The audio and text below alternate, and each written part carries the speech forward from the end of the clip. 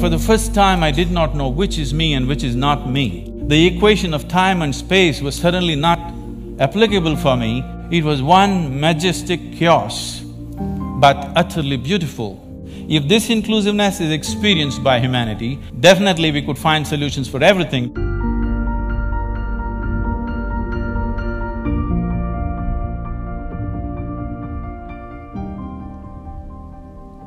I'm generally referred to as a mystic.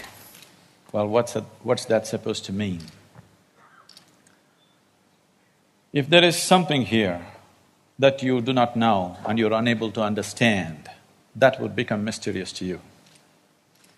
If there is someone here who seems to know and understand a lot of things that a lot of people do not seem to know and understand, that person would become a mystic. On a certain day, 2 cows were grazing on the English meadow, English cows. One cow asked the other, "What is your opinion about the mad cow disease?" The other cow said, "I don't care a hoot, I'm anyway a helicopter."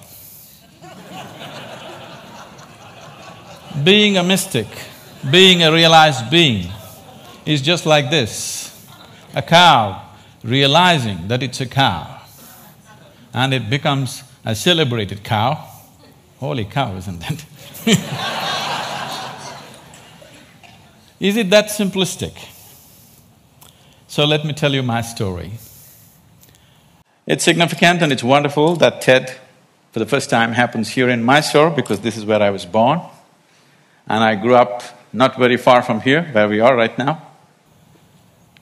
So as a child, one thing that I realized was that I was utterly, absolutely ignorant. And everybody around me seemed to know just about everything. I did not know anything at all. So because I did not know anything, I had to pay enormous attention towards everything. Because others seemed to know everything, they could just go about their life happily without paying attention to anything.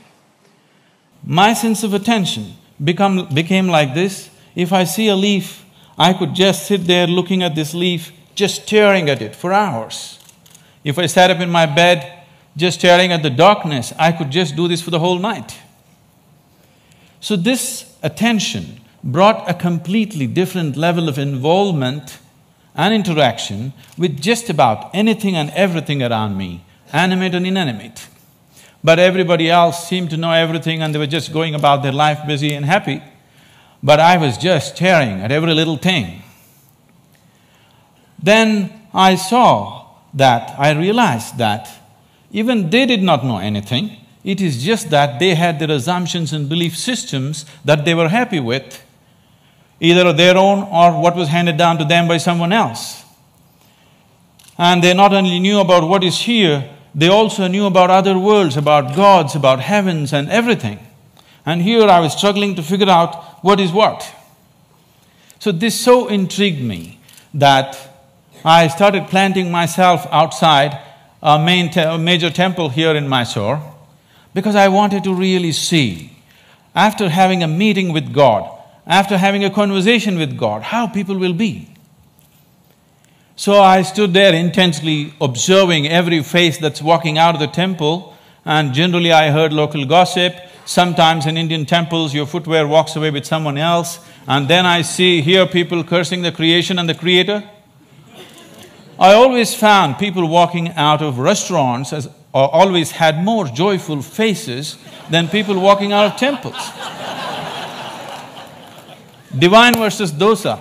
Dosa seems to win. I could not come to terms with this, and so I slowly became more and more and more skeptical about everybody and everything around me. Skeptical about social structures, political systems, religious beliefs, even scientific theories, because none of them match with my experience of life. On a certain day, I started moving towards Chamundi Hill. You must see this place. And there is a tradition in Mysore. If you have something to do, you go to Chamundi Hill. If you have nothing to do, you go to Chamundi Hill. If you fall in love, you go to Chamundi Hill. If you fall out, you go to Chamundi Hill. I had just fallen out and I had nothing to do, so I started moving towards Chamundi Hill. And I went up and sat on a rock there. Till that moment in my life, I always thought, this is me, and that's somebody else and something else. But for the first time, I did not know which is me and which is not me. Suddenly, what was me was just all over the place. The very rock on which I was sitting, the air that I breathed, the very atmosphere around me, I had just exploded into everything. That sounds like utter insanity. This, I thought, lasted for 10 to 15 minutes. But when I came back to my normal consciousness, I was about 4.5 hours. I was sitting there, fully conscious, eyes open, but time had just flipped in my experience. For the first time in my adult life, tears were flowing down, and I've always been peaceful and happy, that was not an issue, but here I was drenched in a completely different kind of blissfulness, every cell in my body bursting with ecstasy.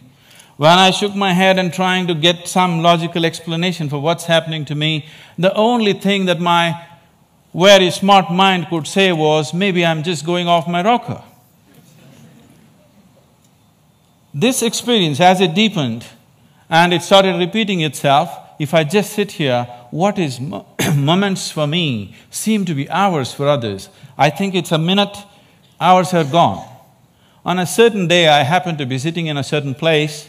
I actually thought it's about 25–30 minutes, but when I came to my normal senses, 13 days had gone by. I was sitting right there.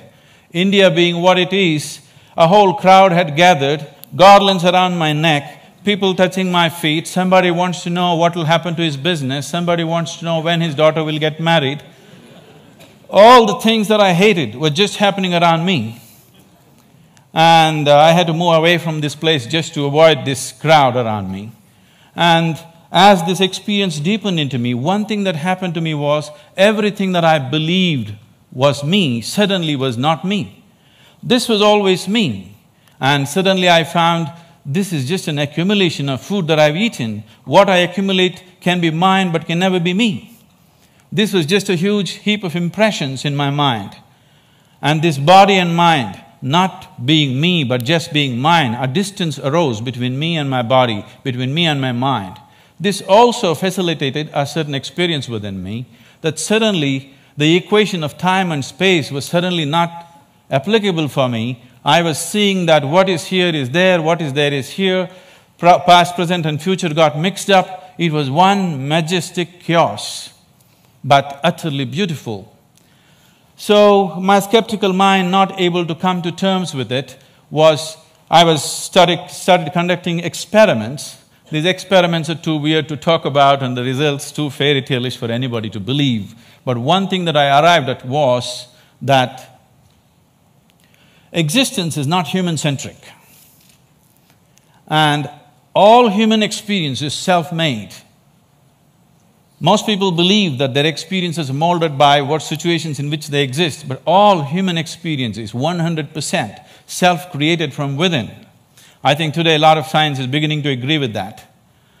And having realized that, if all experience is created from within, if the basis of your experience is within you, the seat of your experience is within you as it is, what kind of experience of life would you want to have? For yourself, I'm sure, you want it to be at most pleasantness, whatever you may be doing.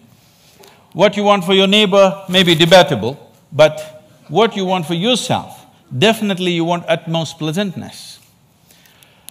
As I realized the basis of my experience is within me, I shifted from staring at things to sitting with my eyes closed. This was a dimensional shift in my life, from staring to sitting with my eyes closed. I got so fascinated with this human mechanism, I wouldn't want to open my eyes. For days on end, I'm just keeping my eyes closed, wanting to see everything about this one. And what I realized was, if I take a piece of bread and put it into this system, this piece of bread becomes my body in a few hours, and I begin to experience this as myself. This amazing process, as I became more and more aware of it, I saw the very source of creation. The very maker of this body, the manufacturer of this body is within. Once I saw this, and I could see that I could rewire my brains completely in 24 hours, changing myself beyond social upbringing, family situations, even genetic qualities in me. I could see I could just completely change everything about myself. In 24 hours, I'm a different person. Another 24 hours, I'm a different person. I was like a conscious schizophrenic trying out different things. On a certain day, I just, in a field hockey game, I fractured my left ankle, and I went and sat down in a place. I was in excruciating pain, and by then I had also become a chronic asthmatic, and I had a very severe bout of asthma. And this pain and this inability to breathe together, they were quite something. At that moment it occurred to me, if the maker of this body is inside, why is it that I cannot mend this from inside? I sat down with a certain resolve. If this is true, I must be able to allow it to mend itself, otherwise I must be completely on a wrong track. I sat down with my eyes closed for about little more than an hour. When I came out, my asthma left me, never to come back again. And above all, my fractured leg was perfectly okay in little more than an hour's time. Armed with this experience, I started creating methods and systems through which every human being could access that intelligence and that capability within the system which can make a piece of bread into a human being. This intelligence and this competence within the human system, which is not just about thought process, exists in every human being, but unfortunately remains untapped. And I went about creating systems that people could make use of today, these technologies for inner well-being, these methods to engineer your interiority the way you want it. Millions of people are making use of it, enjoying the benefits of that, but the essential part of this is that there is such a high level of intelligence and competence on every millimeter of the body, every point of the body, not just in the thought process. This is completely untapped by human societies. There are ways to do this, and as I went into this process, what I saw was, what is it that determines what is me and what is not me? I am capable of taking a piece of bread and making it into myself. If I look at this body, it is just a piece of this planet that I have borrowed, but why is this separate and this is separate? Then I found that it is just the boundaries of sensation which determines what is me and what is not me. Here there is sensation, so this is me. There seems I don't feel the sensation, so that's not me. As I looked at this boundaries of sensation very, very closely from within myself, this was a phase of my life where most of the time I remained with my eyes closed. I realized that the boundaries of sensation can either be stretched, expanded, or even made smaller than what it is right now. You can sit here and not feel anything that's happening here right now. This happens in sleep to some extent. Or you can sit here and extend your boundaries of your sensation for this whole hall. And anything that is within the boundaries of your sensation, you will always experience as myself. There is a glass of water here, and this is not me, that's very clear. But if you drink it, you just included it into the boundaries of your sensation, and that becomes you. So if you throw the boundary of your sensation out in an expanded form, you can sit here and experience everybody in this hall as yourself. You can stretch it further, experience the very cosmic scape like you experience your own body.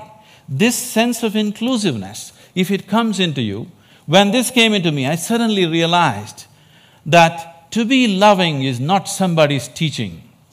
To be compassionate is not an idea. To be in empathy is not some esoteric principle. This is the way a human being is made, if only he does not constipate his consciousness with limited identifications with things that he is not. If you do not identify with anything that you have accumulated over a period of time, including your body and mind, every human being is capable of this. When it comes to external situations, each one of us is differently capable. But when it comes to inner situations, every one of us is equally capable. No human being is better endowed than the other when it comes to the inner realm. It's only in the external situations that we are all differently capable. If this inclusiveness enters human life, if you can sit here and experience people around you as yourself, I don't think I have to teach you to be good. I don't think I have to teach you to love. I don't think I have to teach you to care. Because caring for this one is very, very natural. This is ingrained within the very nature of the existence. This inclusiveness definitely has to touch humanity, so this became my life, my work and my endeavor to develop methods so that people can experience this inclusiveness. If this inclusiveness is experienced by humanity, particularly by the leadership, people who wield power and different aspects of responsibility in the world, definitely we could find solutions for everything, because today, we as a generation of people, this is very significant, for the first time, we are capable of addressing every human problem on this planet of nourishment, health, education, ecology, you name it, we can address it all. We have the necessary resource, capability and technology for the very first time. But are we going to do it simply depends upon how inclusive is our experience of life. If you stand here and you experience this planet as yourself, I don't think I have to tell you, take care of it. Every human being would do his best. When we do not have this inclusiveness, what we could do, we will not do. In our lives, if we do not do what we cannot do, that is not a problem. But if we do not do what we can do, we are a disaster. My hope and my work is just to see that we as a generation of people do not become that kind of a disaster, that what we can do, we will definitely do. And right now, what we can do compared to what we could do 100 years ago is so incredibly different. So incredibly different. But what's missing is an all-inclusive consciousness, a all-inclusive experience of life. If only we bring this about in the leadership, in the people, only then we will seek solutions that are relevant for all. Otherwise, we'll go about dabbling, in the name of creating solutions, we go about creating more and more problems. If we truly have to create solutions that are relevant for all, an experience of absolute inclusiveness has to happen to humanity, and it's possible. Thank you very much.